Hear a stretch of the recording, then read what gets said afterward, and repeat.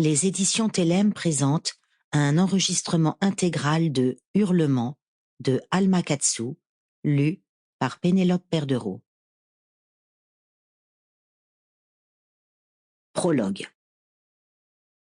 Avril 1847.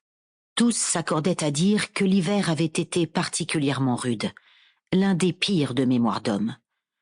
Assez rude pour forcer certaines tribus, les Paiutes et les Miwoks, à descendre de la montagne. Il n'y avait plus de gibier. Les hommes étaient mus par une faim sans répit, abandonnaient leur campement parsemé de monceaux de cendres calcinées et inodores, autant d'yeux noirs dans la terre. Quelques Paiutes déclarèrent avoir aperçu un homme blanc fou, un rescapé de ce terrible hiver, qu'ils avaient vu glisser comme un spectre sur le lac gelé.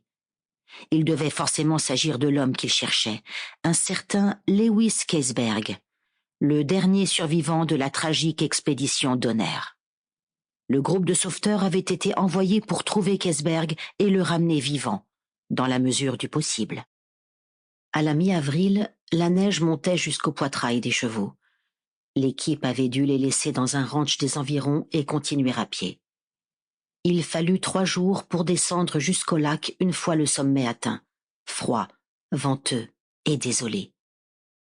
Au printemps, la boue recouvrait tout. Mais à cette altitude, c'était encore l'hiver, et le sol était enfoui sous un épais manteau blanc. On ne pouvait pas s'y fier à cette neige. Elle dissimulait des crevasses, des gouffres. Elle renfermait des secrets. Quand on se croyait sur la terre ferme, ce n'était qu'une question de temps avant qu'une corniche se dérobe sous vos pieds. La descente fut beaucoup plus difficile que prévu. La neige, mouillée et glissante, cédait sous leurs pas, comme si elle était mue par une volonté surnaturelle d'attirer tous les hommes vers le fond. Plus ils s'approchaient du lac, plus il faisait sombre. Les arbres étaient si hauts qu'ils cachaient le sommet des montagnes et obscurcissaient le soleil. Les séquelles des assauts qu'avait subies la végétation trahissaient des chutes de neige infernales. Branches brisées et écorces arrachées à 10-15 mètres de hauteur. Et près du lac, il régnait un silence de mort. Il n'y avait pas un bruit, pas un chant d'oiseau, même pas l'éclaboussure d'un volatile se posant sur la surface de l'eau.